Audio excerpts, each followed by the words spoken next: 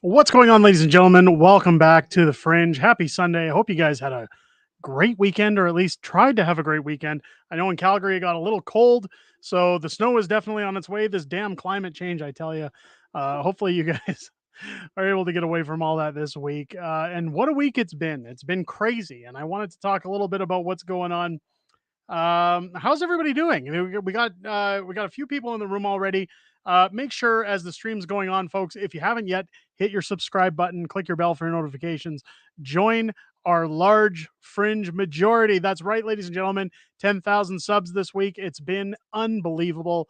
The reception from this community and the wonderful comments, the support, it's all been fantastic.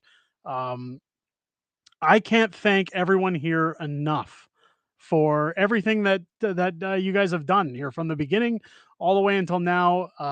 10,000 subs in 1 year is a hell of a milestone, and I couldn't have done it without each and every one of you. So here's to 10,000 more, and hopefully 100,000 more, and we can get verified on YouTube at some point.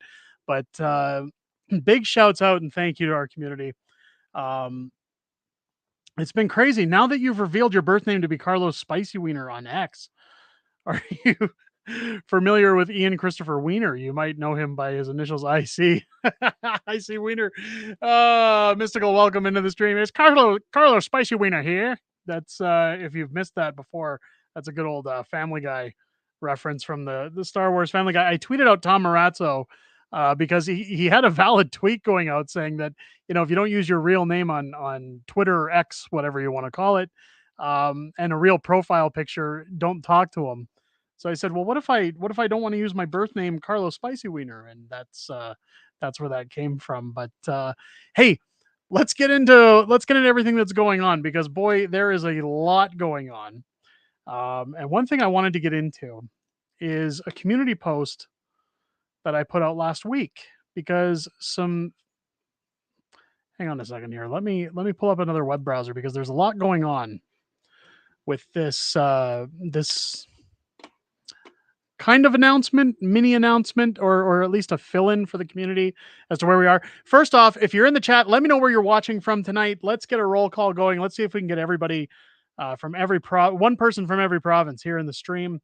I am going to bring up what I wanted to discuss in terms of a channel announcement. Give me 1 second here, folks.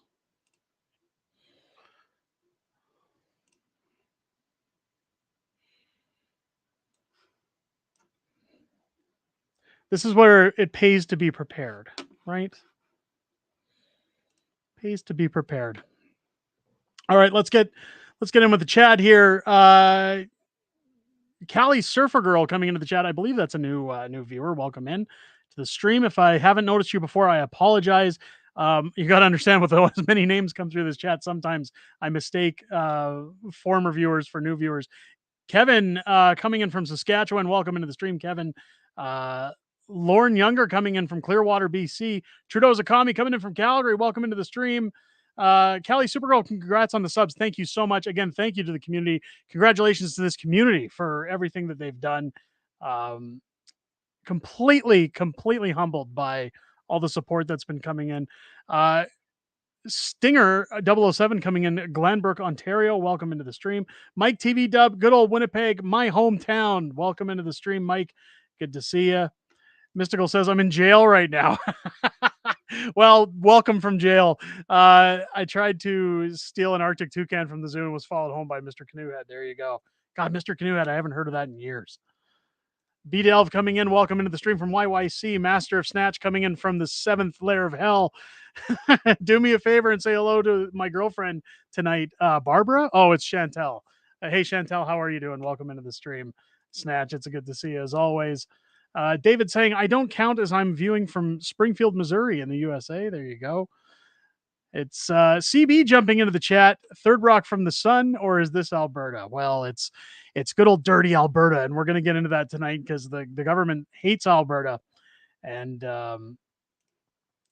Nasty Ogre coming in Flatlander north of the Badlands. Is that where your swamp is? Welcome into the stream. Tom Strong coming in Alberta Strong as well. Welcome into the stream. And he's coming from Nasty Ogre is coming from Saskatchewan. Great to see you. And Megan Sky jumping in. Happy Sunday, BC. There you go. Megan, welcome into the stream. Great to see you in here. One announcement we actually have to make. We, of course, over the last month have been promoting my newest book, The Young Kid's Guide to Grooming, and we were doing a draw tonight for the first printed copy of the book. This isn't just like a first edition. This is the very first printed copy that I have signed. And I did a randomizer just before the stream, and Susan Collicutt has been selected as the draw's winner. So Susan, I'm going to put this up in the chat for you. Make sure to if you're watching this stream afterwards or during at any point tonight, make sure to email me at unacceptablefringeyt@gmail.com with all of your shipping information. Congratulations on that, and I will get that sent out to you this week. So welcome into everybody coming into the stream. My God.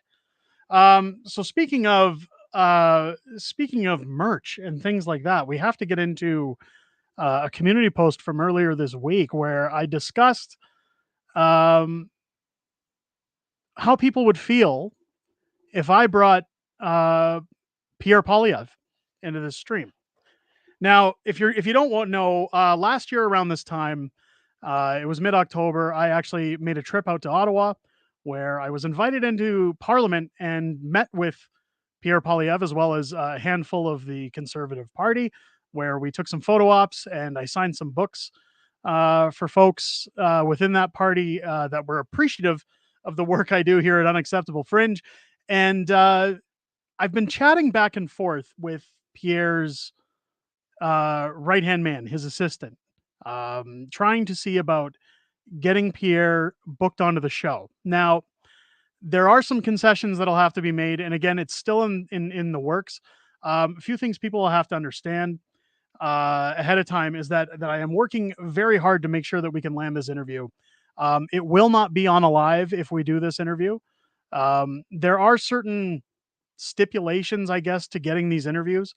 Part of which, when you work in politics, and I'm sure everybody on this show understands that anytime Pierre's going to sit down with somebody, whether it's True North, even if it was the CBC or CTV or Global, he's going to get attacked anytime he sits down. The Liberals, the NDPs, they're all frothing at the mouth for any opportunity to find something to pick Pierre apart about. So while Pierre wants to sit down and chat, they really have to analyze if going on a YouTube channel is the best move for him strategically. I've been trying to get this interview organized for over a year. Now, back when How the Prime Minister Stole Freedom was released, I was contacted by Preston Manning, and Preston had thought from day one that doing something alongside Pierre would be beneficial for his campaign, basically because with the kind of work that I do, it would be great, he said, to see Pierre's kind of laid back nature, his more humanistic sides. And we tried for a long time to get together and do a YouTube video prior to his leadership election. And unfortunately, at that time, my schedule, his schedule were both conflicting. And then after his leadership run, there was a lot of attack coming in from the Liberals again because they wanted to go full force against Pierre. And at that time, his assistant thought, "Hey, you know what? Probably not the best time for us to be doing those kind of things right now because again, nothing to do with me. It's their strategies going into their campaign." Wow, David Brewer coming in with a $4.99 super chat. Celebrate 10K and support your stream. Thank you so much. I really appreciate that. Wow. Thank you for the super chat, my man. Anyways, when it came time to go to Ottawa and meet with Pierre last October, again, I was there to sign books. I was there to take some photos and meet with these folks. But even when I was taking photos with Pierre, we were told don't put books in the picture, none of that. And again, it's not a slap in the face at me. This is how they have to run certain things in their line of work. And I can respect and understand that. And I certainly am not offended by that. So while I try to work this out and while I try to get this negotiated, understand that chances are slim that we're going to get Pierre on here simply because of the current state of the political spectrum, so to speak. However, they didn't say no outright, and they are considering things, and we are doing a lot of back and forth. So it is. I'll say at this point, it's more of a 50-50 than a more likely not to happen. Part of what's bringing that on was if you've been following this weekend on social media, lefties have been losing their minds. And part of what happened last week was I reached out to Pierre's guys and said, "Hey, I've got some new merch in my store. I wanted to get Pierre's permission to use his image on some stuff, but let's bring up one of our shirts here. Oh, we'll bring up a tank top. So I did one of these. How do you like them apples shirts with Pierre Poilievre for Prime Minister? And I sent this to his assistant and said, "Hey, I just want to make sure it's okay that I use Pierre's image. You know, is this cool?" There were a few other discussions in the background, and of course, everything was good. But then the next day, Pierre's folks put out their own shirt. How do you like them apples? And of course, I'd posted on Twitter. Let's bring that up actually. Um, because I posted it was an Anita. I don't know if it's Anita or Anita. I don't know how you pronounce that. Um, but I'm gonna say Anita Polyev posted um, and I said, I released these yesterday. I feel attacked. And of course, here was their shirt that came out the day after I showed it to them. How do you like them apples? Limited edition. Get yours now. And the left is losing their mind over this, saying, "Oh, Pierre's selling shirts and he's doing all these nasty things." Well, that was again the foot in the door to that interview. Was I told his assistant, "Look, man, you ripped off my shirt. I'll take your apology in the form of getting that interview with Pierre." So I'd like to discuss the internet censorship bills with Pierre here on the channel, just because I think it would be a great setting to sit down with a YouTube channel and discuss those things. And again, given that he and I have met, and he knows that I'm not going to serve him up a gotcha or anything like that, and it's just a matter of getting his stance on something. I'll say right now it's probably a 50-50 in terms of getting Pierre on the channel, and it is looking positive more than negative. Again, we've been trying to get this done for about a year, and things just haven't lined up. But again, other times when we've talked about these things, it's been an outright no. Whereas this time, it's a send us your channel. We're going to look through your videos. We're going to see if this is a good fit for him, um, and we'll get back to you. So hopefully we can land that down, and hopefully we can get it moving because I'd love to get Pierre on the channel. Also, I've reached out and spoke with Danielle Smith's people. I'd like to get Danielle on the channel at some point to talk about the Supreme Court victory win over the no more pipelines policy, as well as the Alberta pension plan. I do have some questions about that. And I've been back and forth with Danielle's people as well, mostly about getting her when her schedule's open. Again, people see politicians, you know, when they go to other cities or they're doing things and taking photos and they think that, you know, they have all this time. The schedule, at least what I saw when I was in Ottawa last year, their schedules are so busy. These guys work basically 16-hour days. They're all over the place. So again, while I'm trying to get these things organized, a lot of people say, "Oh man, you tell tall tales," and I don't know if I can believe these things. And I say, "Hey, that's fine. You're open to your opinion." But at the end of the day, it's a matter of scheduling. Now, I'm not just Joe YouTuber. People in the political realm know that viral book. They know the dent that it made against Justin Trudeau's ego. So anytime I call these offices and say, "Hey, I'm the guy who did these books," I can usually get through to at least an assistant or somebody that wants to hear what I have to say. So hopefully we can do that. Again, I've reached out to Larry Brock's office as well, waiting to hear back from them. And we'll see about getting some of these folks on the channel moving forward. I'd really like to sit down with them, and I think that'd be good content for you guys. So keep your ears peeled. I'll keep everybody updated as things continue moving on, as things move forward, and fingers crossed for Pierre. Again, I'd really like to have him in on the channel, but I can guarantee you that should he come on the channel, it definitely will not be for a live. And again, I ask that everybody in this community respect and understand that you know, while everybody can have their reservations and judgments against, you know, Pierre's policies or what he's doing. This is a matter of um, crunch time. Like we're getting into the points where they're talking about early elections. Then it's, well, they're delaying till 2025. But either way, when you see Justin Trudeau slip up with something, I mean, we're still talking about drink box, water bottle sort of things. Those kind of things hang forever, especially if they're going to go into an election. So even if they come back and say, we can't do it, I'll still push, but because I want that interview. But let me tell you, I will say that I personally understand after meeting with them, after getting a background image of what goes on over there. I know that it's not against me as a channel. It's not against me as a person. Again, Pierre's been very nice to me. He's been a nice guy to talk with. So it's no strike at me if they say no. It's a matter of their strategies moving forward, and I have to respect that. So uh, let's um, let's see where it goes. As on to everything else, we had a few things happen this week that we were talking about. Um, Justin Trudeau and his policies. It seems to be the Justin Trudeau channel here now, because every day when I'm looking for stories to cover, Trudeau's always in the news on something. And we talked a lot about the it's see, here we go with mystical. I know he's being sarcastic. He's too much of a VIP for a live stream. Again, it's more, if he's going to come on for an interview, it's an interview. It's not a hangout, and it's to convey a message. So, well, I know that was sarcasm, but we'll we'll get into that. Now, last week we talked about Danielle Smith's mention of the Alberta pension plan, and of course, Justin Trudeau sent her a very nasty letter, damning her for wanting to move away from the Canada pension plan and into an Alberta pension plan. And I've got a video coming up about that this week.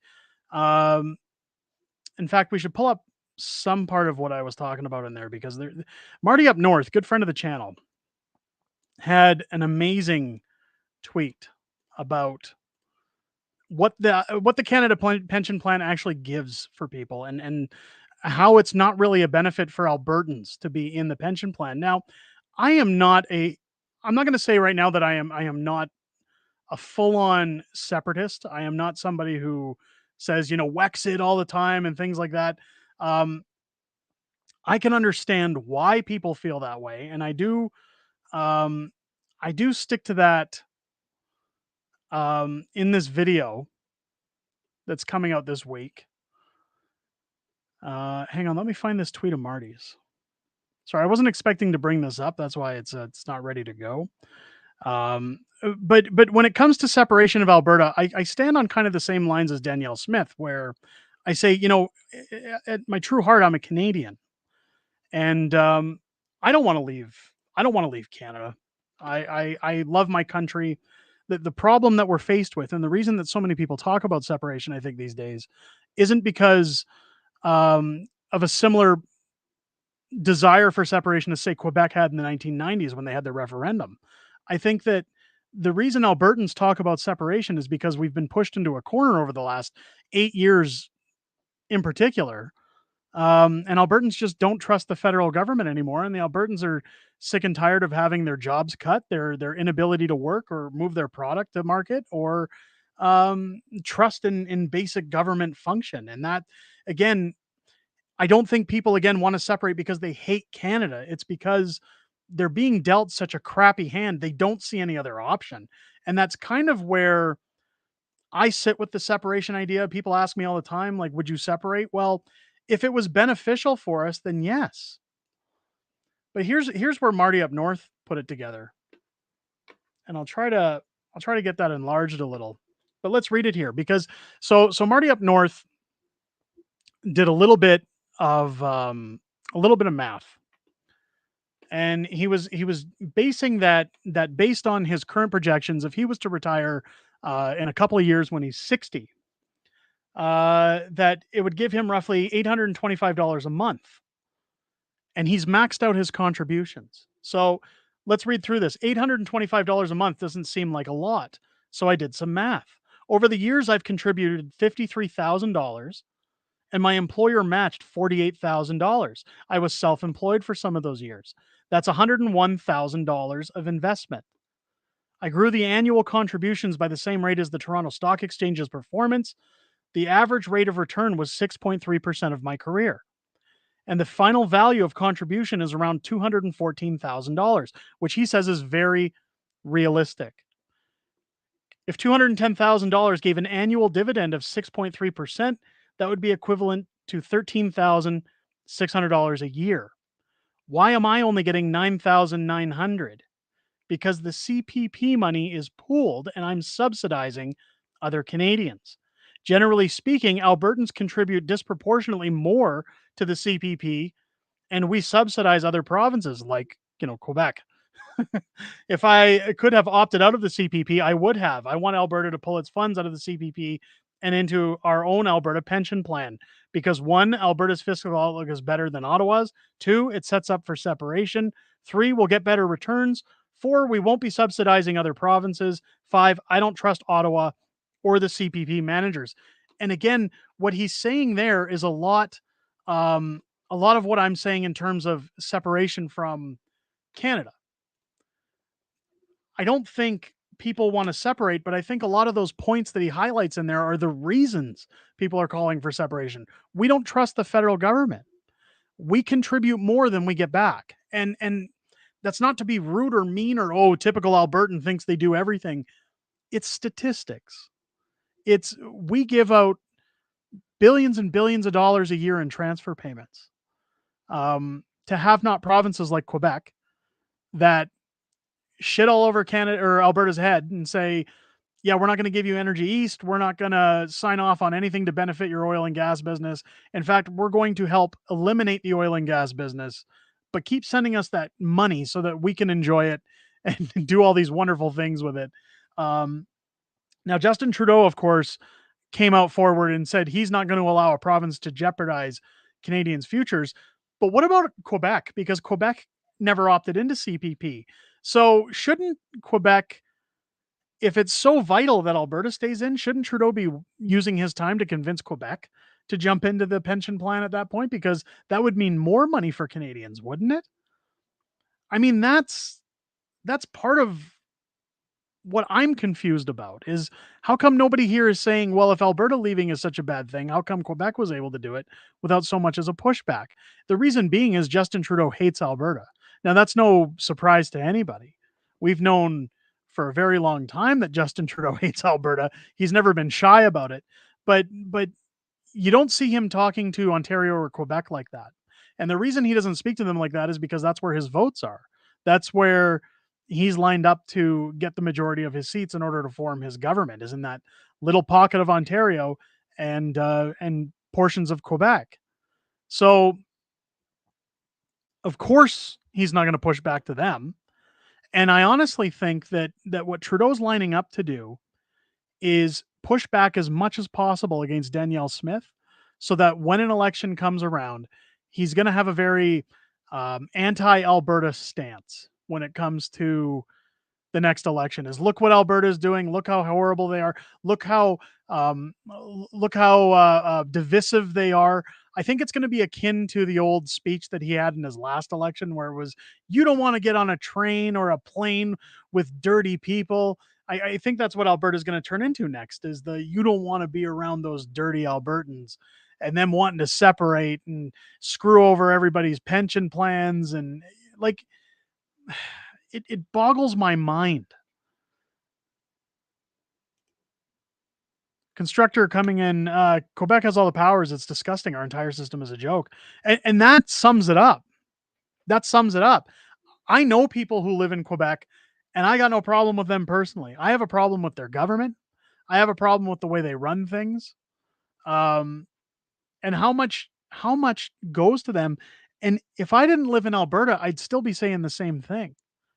That's a lot of money. $16 billion a year gets funneled to Quebec, a have not province.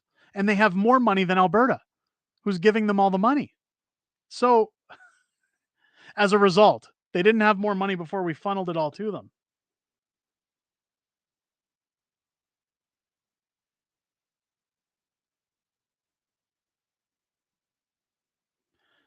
Where's let me get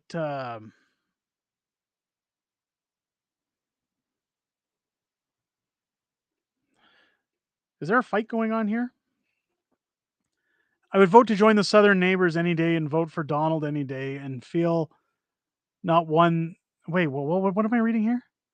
I would vote to join the Southern neighbors any day and vote for Donald any day and feel not one that was in is worth voting in this country.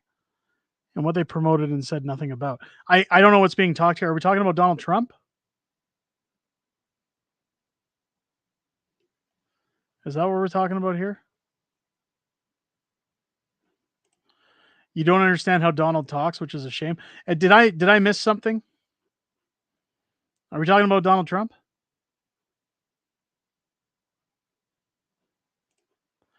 We aren't going to vote ourselves out of this mess. No, we're not. That's it's I've said it before that even if Pierre Poilievre wins this next election, there's no switch that gets flicked that instantly things go back to normal. That's or get better. That's something that Melissa Landsman told me when I met with her last year, and I was like, thank God someone's saying it, because a lot of politicians will try to act like used car salesmen, where they try to tell you everything you want to hear just so they can, get your vote.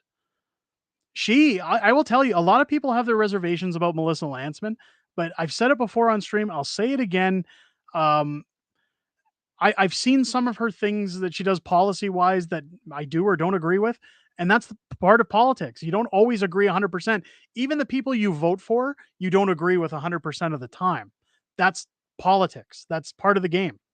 But in terms of transparency, in terms of realism, I've sat with a few politicians in my life, and I'm telling you, I never met anybody who was more honest or came across as more honest or transparent and just down to earth real than when I sat with Melissa Landsman. Um, Now, we didn't discuss here's what we're going to do for you guys. We didn't discuss, um, you know, oh, this is why you should be electing Pierre or anything like that. There was none of that discussion. When I sat down with Melissa Landsman, she wanted to know about the book business. She wanted to know about my family. We talked video games for a little while. I found out she has a very extensive knowledge of Street Fighter, which was amazing.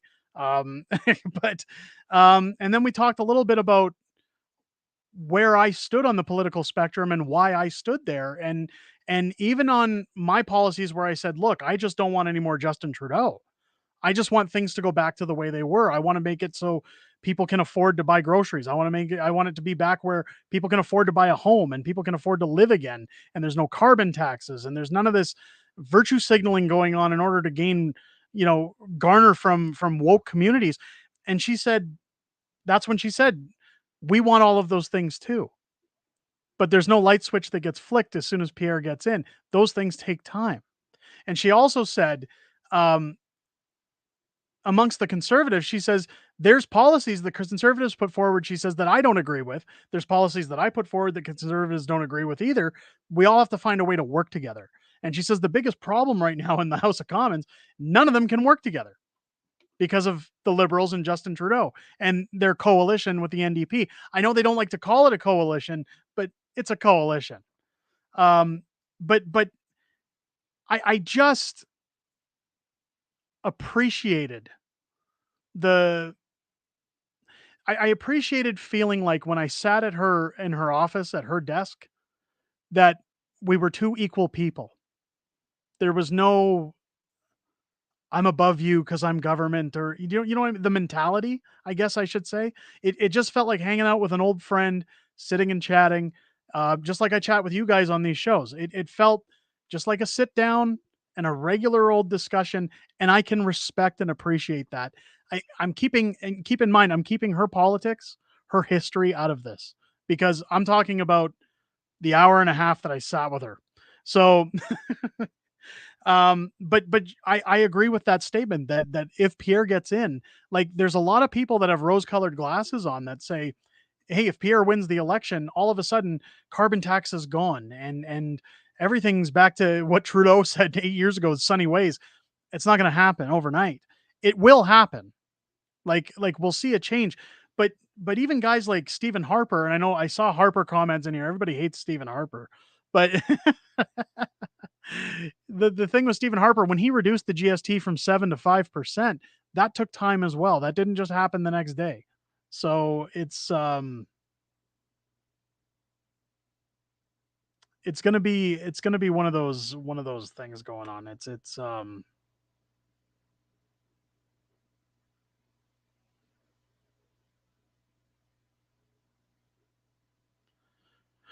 is this a troll? Is this a have a great night? I've heard enough about politics, baloney. That's we this is a political channel. But then there's another comment. Is that a troll? Um I'm voting for the conservatives at this point, but remember all politicians leaders break some if not all of their promises. Yeah. And this is where I've said I have a respect for Danielle Smith. Like Danielle Smith came out and said here's what I'm going to do, and she's done that and more since she got in terms of what politicians say they're going to do versus how they act when it's all done. Construction coming in. I love Harper. He was a great PM. I agree. I voted for Stephen Harper. I like Stephen Harper. Um,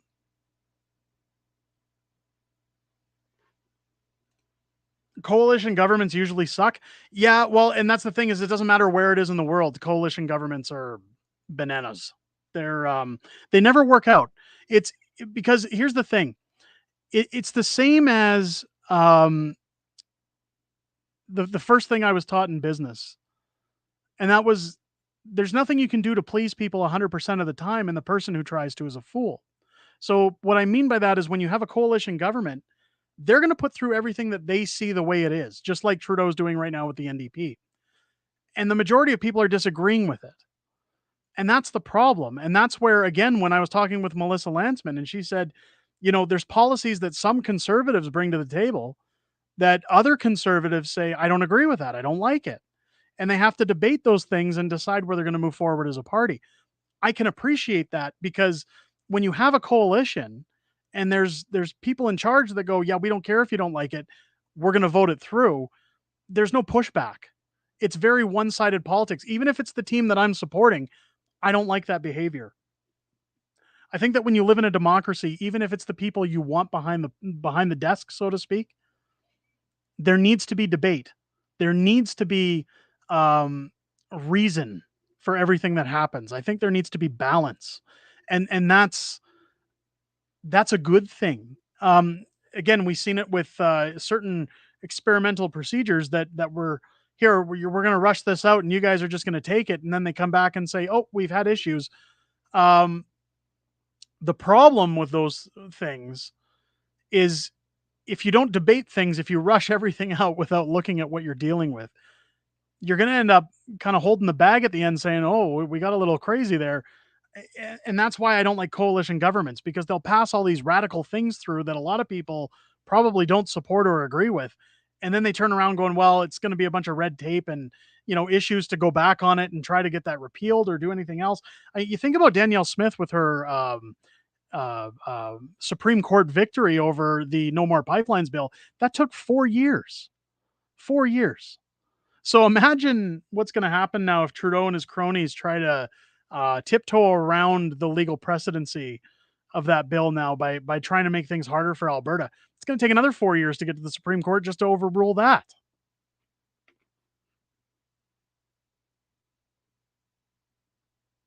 It's crazy. Because Danielle's walking the walk. If she ran for PM, I would vote for her because of her approach. That's one thing I like about Danielle Smith is that, like I don't ponyboy for any politician. I don't. My political interests change and align multiple times over the years, and I've said it multiple times on this stream.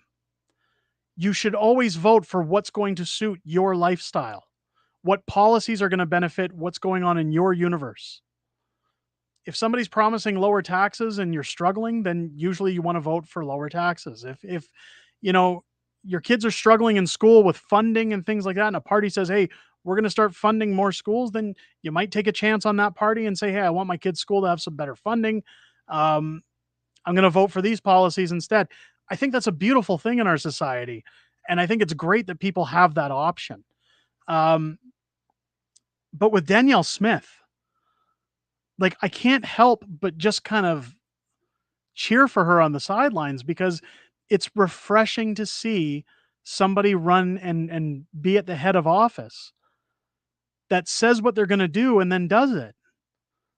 Like, I don't know if everybody here in Alberta remembers Fat Stalin, sorry, Jason Kenney, um, who came out and said, I'm going to fight the federal government. I'm going to push back against Trudeau. I'm going to push back for pipelines. I'm going to do all these things. And he did nothing. He wrote a letter. Excuse me, Mr. Kenney, what did you do to push back against pipelines? Well, I wrote Justin Trudeau a letter. Oh, and what happened then? Well, he said no. So I might write him another letter telling him how mad I am. Like, it's stupid. We're not going to get anywhere. It's you need somebody like Danielle that believes what the common person believes. This is the same reason I'm running for mayor in Calgary, was because I'm sick and tired of politician A, politician B, and people always saying, well, which side of the devil do you want? How about we don't get any side? How about there's a third option? A third option where a common person who's been down on the grounds with the common citizen knows what it's like and says, no more of the BS, no more of this nonsense.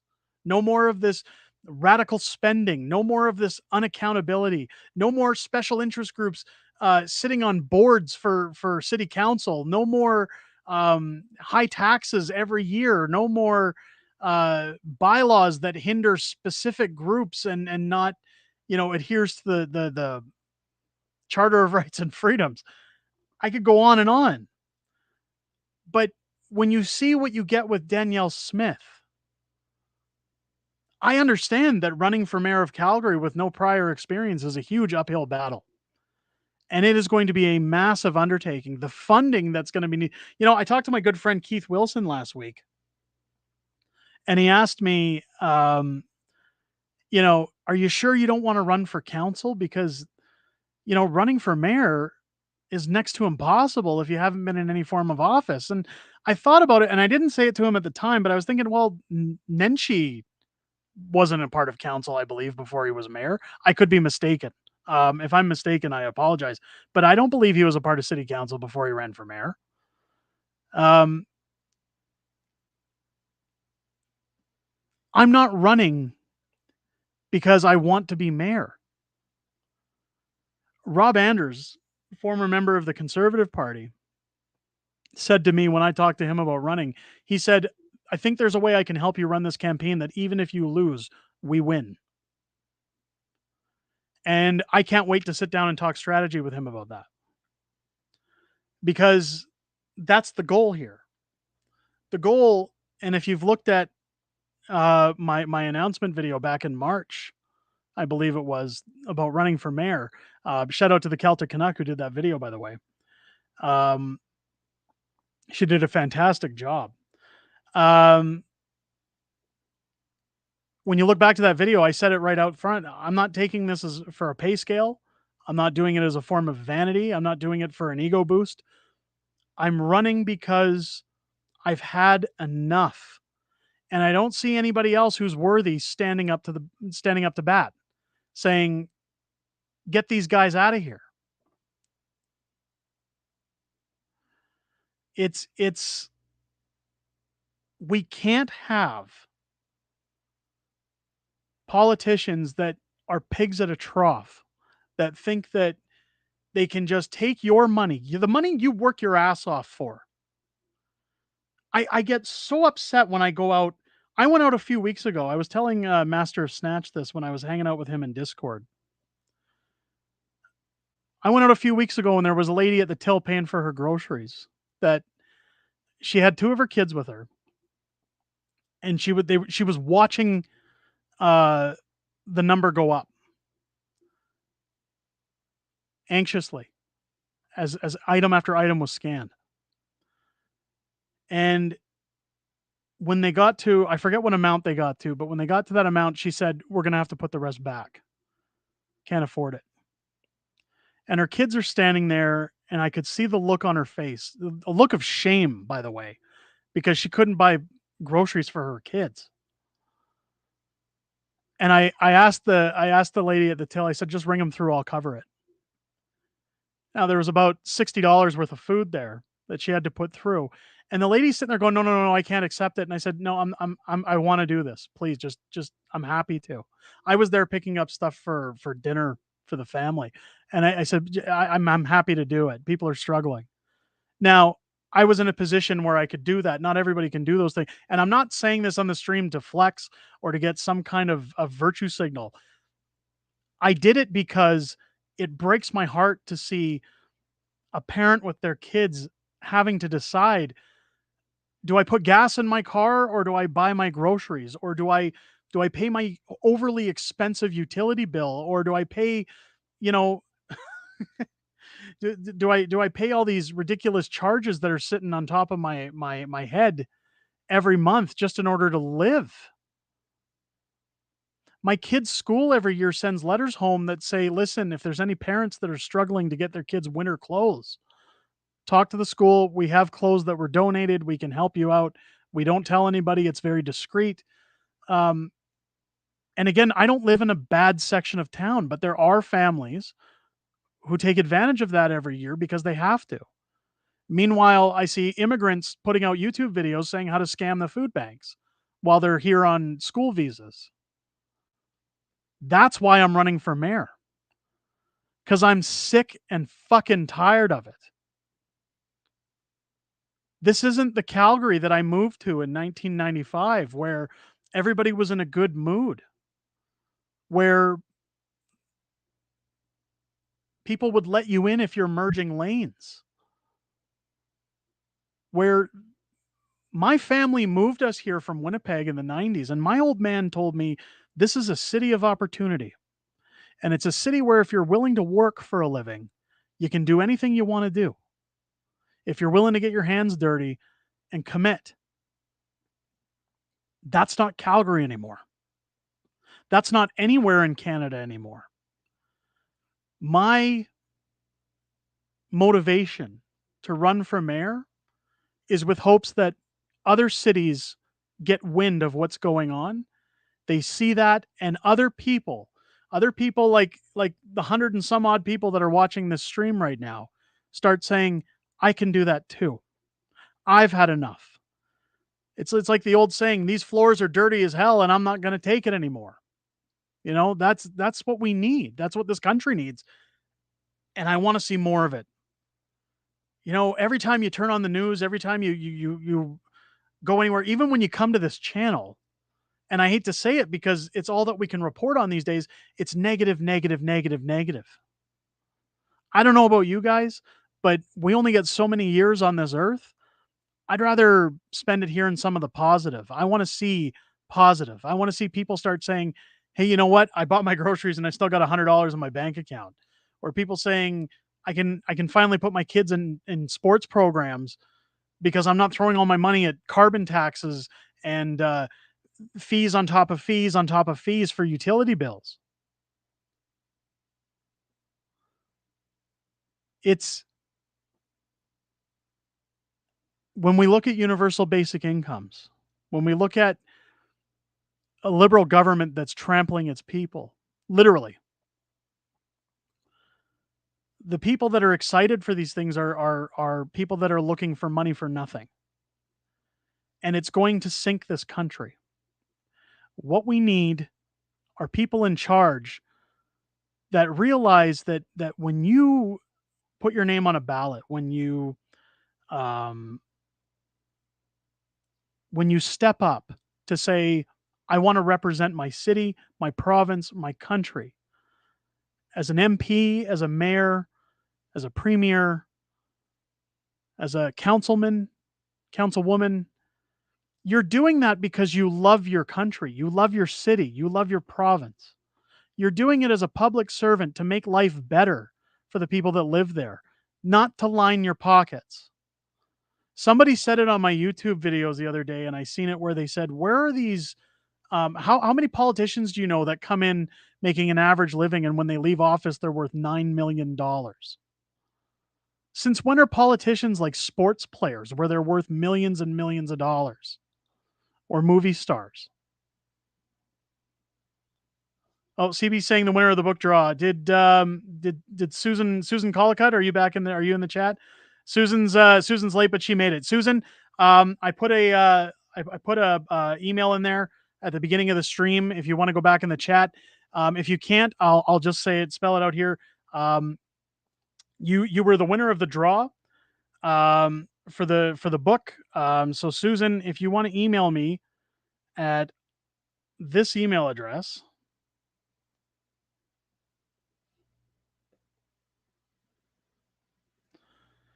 You've just won yourself an autographed copy of the very first printed copy of the Young Kid's Guide to Grooming. If you send me your shipping information, I will get that sent out to you this week, and congratulations to you for that. Thank you for your membership to the channel, Susan, and I hope you enjoy it. But back to what I was saying about the state of the country is that a lot of these politicians come in with their eyes on the prize. It's all about, you know, look at Justin Trudeau for a second. I mean, I hate looking at him. I can't fucking stand him. But the guy lives in a house paid for by taxpayers. His groceries are paid for by taxpayers. His vacations all across the world are paid for by taxpayers. His hotels paid for by taxpayers. Why is he making over $250,000 a year if everything is paid by the taxpayers? He doesn't obviously need that money. His life is free. And people say, well, when he's done being the prime minister, well, he has to live. Have you seen the pension packages that these guys get? They're six figures. You are a public servant. That's the job title. I spoke with a councilman in Calgary who said, you know, I was thinking about running for mayor, and now you're running for mayor, and I don't know if I want to run against you because I'd like to see some real change and have more like-minded people on city council. How long are you planning to stay in? And I said to him, I'll stay for as long as it takes until this bullshit is gone. It's got to go. We, as a country, as a city, as a province, can't continue to live like this. We can't live on the grounds anymore that, oh, we can have everything we want. We just tax people a little bit more. There's all, yeah, I forgot his trust fund too, Mystical saying. Yeah. There's I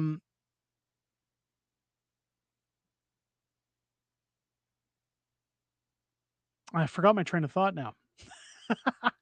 There's a problem when it comes to the behavior of these politicians, that what you have to remember, if you look at the average utility bill. Now I talked to, again, Snatch, I talked to in the Discord, a little hair on my microphone there. We were talking a lot about utility bills in Calgary because he asked, you know, what's your average utility bill? And I told him in the wintertime, it can go as high as $700 a month. And he couldn't believe it. It blew his mind. And I said, well, let's break it down. Now, if you look back, I had a video out a few months back where I actually brought in one of my utility bills and showed there's only about 25 to 30% of the bill is the actual charge for electricity or natural gas.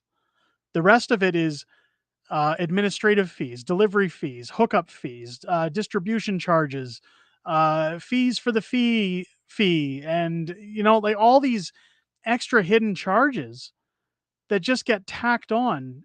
And then you see climate change or initiative or carbon tax or all these things. And I've spoken to somebody at the city utility about it, and they've said 70% of your bill is charges and fees. It's not your usage.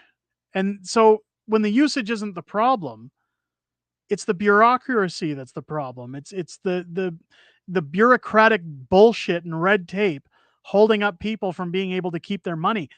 And that's what I get sick of, is that when you hear about things like, oh, we're giving back They said it in Alberta at one point. Well, we're going to give everybody back $400 or something. You're not giving it back. That was our money to begin with. That means you took too much. But they go, well, it's to help with these things. It's to help with these costs.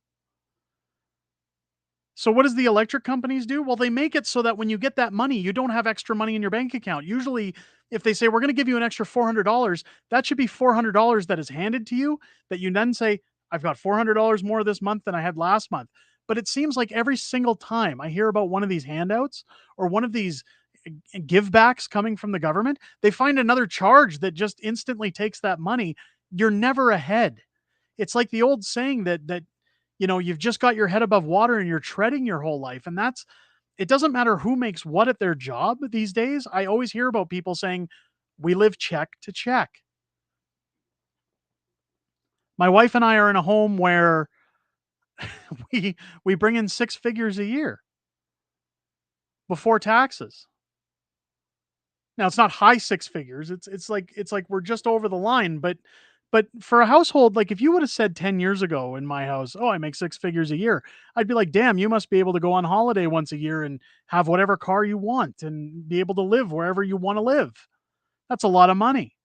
Well, nowadays it just gets you by because I'll tell you right now, when the discussions arise about let's put our kids in hockey or let's get them in after school programs or let's even last night I took my kids to one of those indoor playgrounds and they have like the basic playground and then they have all this other stuff on the side you can do where they say, well, you can just do a one price pay and it's $80 per child to get into the place. And I said to them, you got to be fucked in the head to think people are going to pay that. $80, even if you only have one child. Everything, like it's all designed to just take any money you have and rip it out of your hands. And these are things to keep your kids active and happy and like they're not just sitting at home. People can't afford it. They can't afford it. Forgive my French, by the way. I get so passionate and so angry when I see what goes on these days. I just I remember talking to my wife a few weeks ago because like even like when I was a kid growing up in Winnipeg, hockey was always around like 5:30, 5:45 at night. So I'd get home from school by 4:30 and you'd have to get across town in rush hour traffic to an arena or whatever. So my mom would pack my sister and I in the car and it was okay, we're going to hit up McDonald's and we'll go to the hockey arena or whatever. You can get dressed and quickly get your equipment on and get on the ice. McDonald's was the cheap alternative. It was, we don't have time to make dinner. McDonald's is cheap and easy. We're going to go to McDonald's. Nowadays, no, we try not to go to McDonald's very often. But if we ever hit the drive through at McDonald's, even like if we go out of town to visit, the mother in law or something, and it's okay, let's get something to eat real quick on the way out, it's $60 for three children with Happy Meals and two combos for adults. It's ridiculous.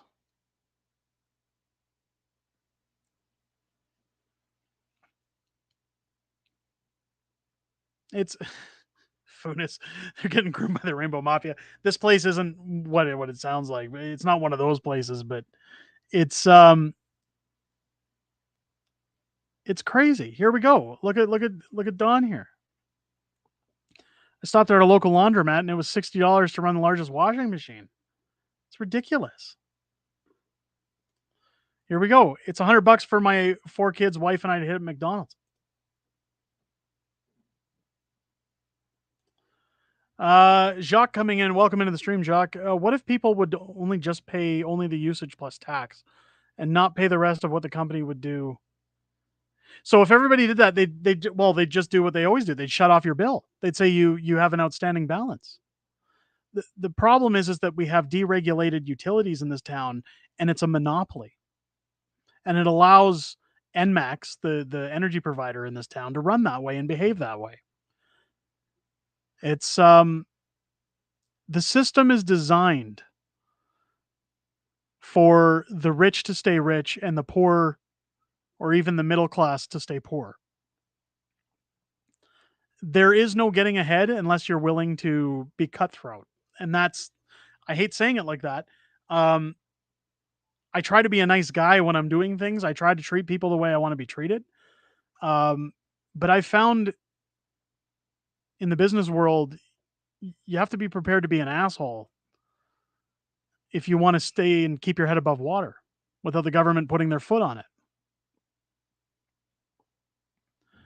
It's um it's it's crazy to me when it comes to restaurants, when it comes to um quality anymore. Like you don't even get quality. It's it's insane. Like my accountant tells me once a month have like a staff meeting and things like that. Now my wife does my books and things like that. So technically she's a shareholder in my company. So once a month we try to go out and talk business and we'll have dinner with the kids at a restaurant or something like that because we can bill that to the company. But I find even sitting down at a basic restaurant, like I'm not talking like the Keg, I'm talking like the Canadian Brew House or like a Denny's or something. You're not getting quality anymore. You're not getting you're paying top prices and you're getting shit in return to the point where I've started telling my accountant I understand how write-offs work and I understand that the company has to have expenses at some points, but I've just said to them, I'm not going to keep paying for that shit. It's terrible. It's and when you look at things like and I've got a video talking about the universal basic income coming out tomorrow, but I've even said it there. If this goes through, that's going to be the end of drive-through restaurants. It's going to be the end of basic retail because who the hell is going to want to work for minimum wage with someone breathing over their necks when they can just sit on their ass at home and get a check? You're going to have generic store A and generic store B and Amazon. That's it. Grocery stores will be like digital content on TV. It'll be order your stuff online. We don't have a store for you to shop at. We'll just put it in trucks, drop it off at your house because they're not going to be able to pay staff.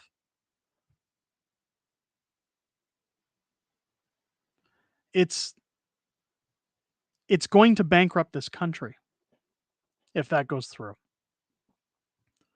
And a lot more gets discussed in that video tomorrow. And again, I don't want to ruin the video because then nobody's going to watch it. So go check it out tomorrow. But there are some things in those videos that are discussed. And again, some of those get a little lengthy. And I know one thing I don't get on this channel, and again, this is me just shooting the shit with you guys, is that um, what I don't understand. I always see in the comments people saying, "Look, man, it takes you forever to get to a point." Part of these YouTube videos is called commentary. And that's kind of the point is that it's similar to this live stream where we talk about points of view, experience, and then the subject at hand. I don't know. Do people get sick of the chat on the channel? Like when it comes to those videos, I don't get it. I don't get it. Dan saying you'll pay with digital currency. Yeah. So fast food will be robots with jobs. So there was a story not too long ago. Um, there's a fully automated McDonald's right now in the US, I believe, that they've launched. Nobody will work for, but imagine the contractors that think they will bring back the economy under Pierre's plan. They won't work for the wage, and all their expenses are double. What you're going to end up with is a lot of people who don't even want to go to trade school because they'll sit on their ass. Again, you're going to have people. It's going to turn into idiocracy. If you've ever seen that movie, it's what's going to turn a bunch of people who don't have any skills or any experience in anything. Mystical saying, I would benefit from a UBI, but it's an affront to human dignity and not worth the cost. The thing about UBI, so people look at it, a lot of people who get like benefits right now, like disability and things like that, disability would go away and it would be worked into your UBI. So you'd actually make less if you were on disability. You'll only be allowed one cheeseburger a week anyways. It's it's crazy. It's absolutely crazy. Yeah, I don't know much about the drive-through places or anything like that. Like again, like I said, if we're going out of town or something, like a lot of my wife's family are out of town. So if we ever go to visit whoever, it's usually a couple hour drive. So those are the instances where we'll usually hit a drive. I know you look at this and say, "Hey, a guy must eat it all the time." No. In fact, one thing I got onto recently that I would highly recommend because there was a lot of controversy around it. When I've been chatting with Jordan Peterson, He's mentioned the carnivore diet.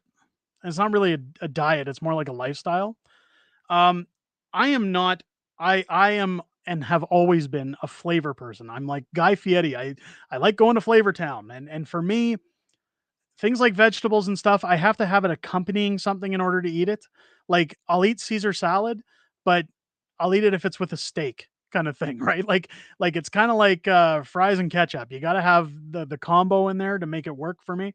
So when it came across to this carnivore diet, I can tell you right now, I've been on it for just over a month. I'm down 2 waist sizes. I'm getting more sleep. I feel more alert and more attentive. I'm having an easier time when I'm reading things on the internet for videos and things like that, I'm finding. And my depression isn't as bad as it used to be.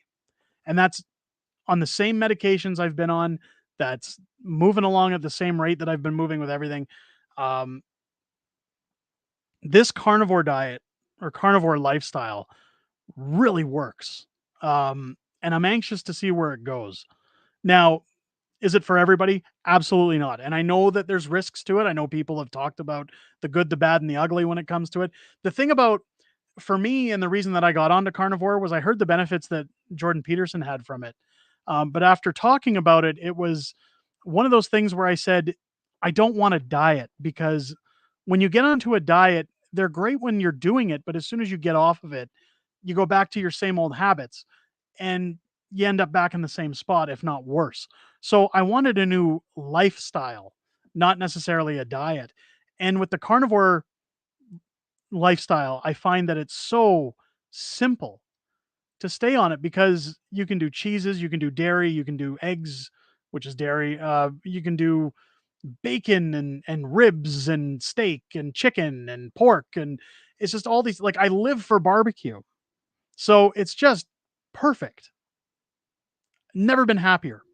So if there's anybody on the channel that's ever been struggling with weight that enjoys things like meat, I would highly recommend the carnivore diet. And I don't like to push those things on people, so don't think this is like one of those motivational things or you should do this because I said so. I'm just saying that after a month of it, I am really digging it and I'm feeling I don't know if you guys could go back and see a video from over a month ago. Like, my face felt more bloated than it does right now, and I just felt so sluggish.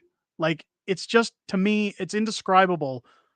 You'd have to try it for yourself, and if it worked for your body, great.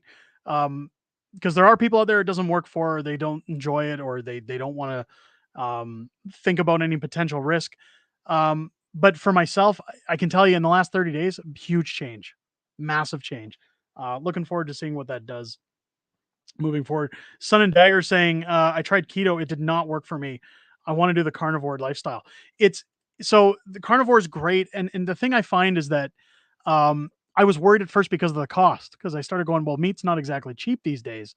And I seen a video where a lady was showing you how to do it all in an air fryer, and she was doing things like getting bacon and saying, well, instead of doing the whole strip of bacon, we cut them in half, throw them in the air fryer. They're snacks for the day. And then you have eggs in the morning kind of thing. So you can just munch on this bacon all day long while you're only eating like a quarter of the pack. So one pack of bacon, if you're cutting the strips into fours, lasts you an entire, 4 days out of a work week. So almost an entire work week.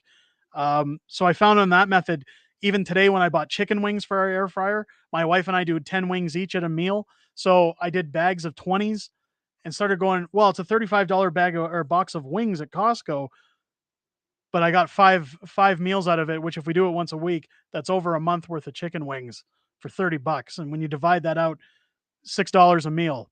So it's expensive at the time that you're buying it all, but if you portion it out, it's fantastic. Very affordable. And again, because you're not eating breads, you're not eating potato chips, you're not eating any kind of carbohydrates, which are the expensive foods. Those are the convenient foods. You're saving a lot of money.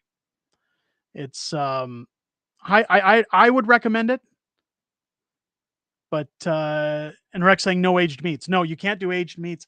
I've been doing natural anytime I can, but again, it depends because Costco, my local Costco, I find that the all natural versus regular. even. Like there's only about a $2 difference. So it's like, okay, I'll get the all natural or anything like that. If you can get all grass fed or no hormone thing or anything, it's highly recommended. Um, I love pasta. I could eat pasta anytime, good sauce, minimal meat or seafood. Seafood is so good. So I'm the same. I am huge into pasta. I love cooking. I used to do it when my wife first had me stay home and she went to work. I was really into Gordon Ramsay at the time and Hell's Kitchen and all that. And I always wanted to do all these experimental meals and making things from scratch. I was so enamored with the things that he was putting together. I started saying, those are the things I want to do. And pasta was always my go-to, especially during pandemic. And that's part of what got the weight on in the first place. Tons of carbs and then sitting in the house while I was dealing with losing my mom.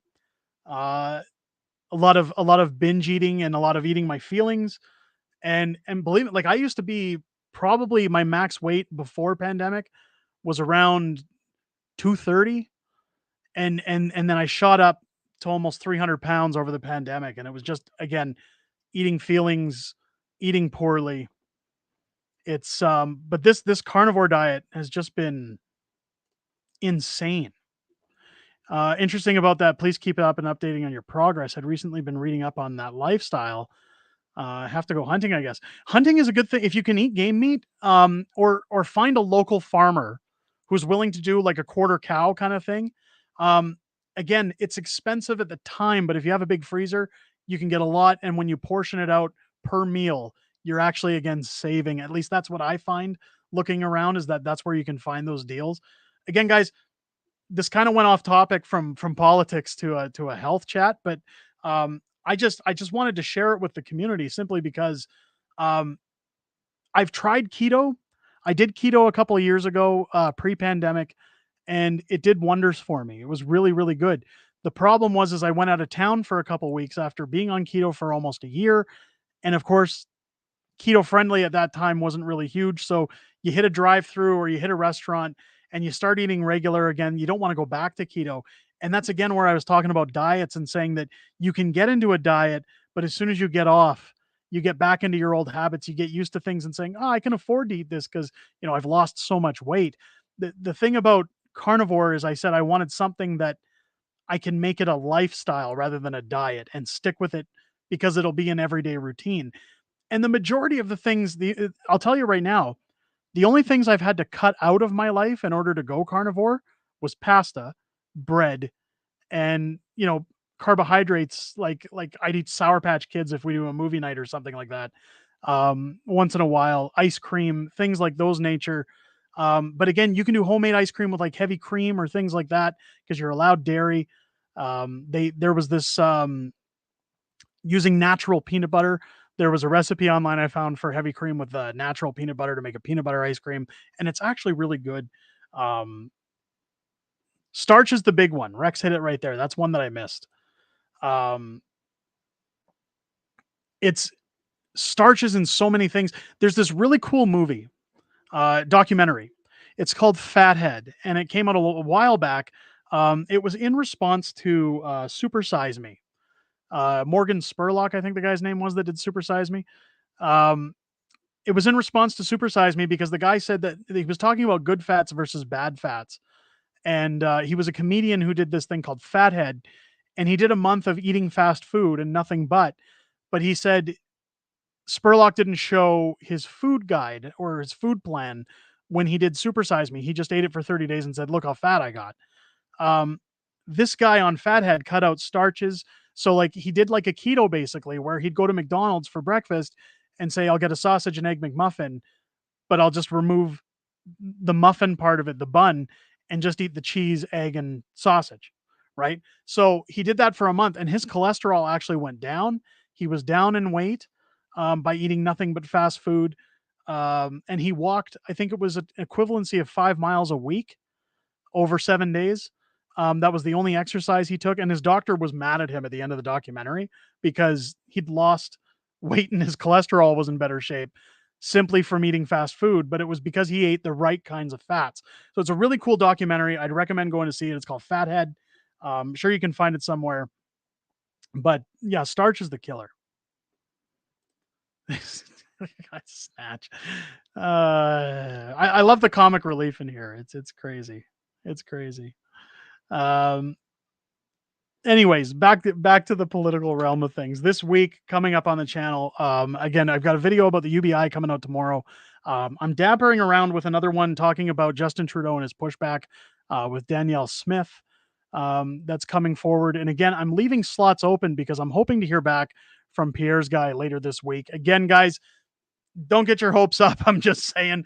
I base it at about a 50-50 success rate based on how we've discussed things. And again, it's all going to come down to schedule as well as if they feel it's the right move for them. So fingers crossed. I hope so, because again, I enjoyed the time I talked with Pierre last year. I'd love to chat with him again. And again, I'm a little sour that they stole my shirt idea. But hey, those are a limited run shirt, guys. So if you guys want to grab one, don't buy Pierre's, buy mine. Head over to the store and pick them up so that we can show Pierre that, hey, we don't need his shit. We can get our own. We can get the original before they stole it. And yeah, that's probably gonna wrap up. If you talk to Pierre, get your apples out. Yeah, well, hey, I can't eat apples anymore because of the carnivore diet, but that's okay. I'll have some on hand. We'll we'll get them out. I think that's going to be a good push for him going forward. Is those apples? It's it's crazy. It's that's probably going to wrap up the stream, though, ladies and gentlemen. We've just gone over the 1 hour mark, and again, I wanted to thank everybody who came out. Everybody who supported this channel, again, hitting 10,000 subs. We hit 9,000 2 weeks ago, and then in a week we hit another 1,000 to 10,000. The response on this channel has been absolutely humbling and incredible, and a big thank you again to everybody who comes here. I say all the time that there's 24 hours in a day, and even if you're spending 10 minutes of those 24 hours here watching a video, I'm eternally grateful, because I never thought there'd be people who want to hear what I have to say, let alone give me 10 minutes out of their day when they could be using it for anything else. So, really, really grateful for all the support on this channel. Thank you to everybody. Susan Collicutt, make sure to email me again. Congratulations on winning the autographed copy of The Young Kid's Guide to Grooming. I will get that sent out to you this week. I hope you guys have an excellent week moving forward. I hope you guys stay warm. If you're going to be like me, where we're getting a little bit of snow because of that damn climate change, stay warm, stay safe, everybody. Have a great week. If there's any videos you want to see me cover, feel free at any point to leave your comments or jump into the community tab on YouTube. Leave your suggestions. If there's something I'm missing, always happy to check out the comments and hear what people have to say. Again, everybody, have a great week, and try and stay happy and keep positive, and I'll catch you on the next one. Take care.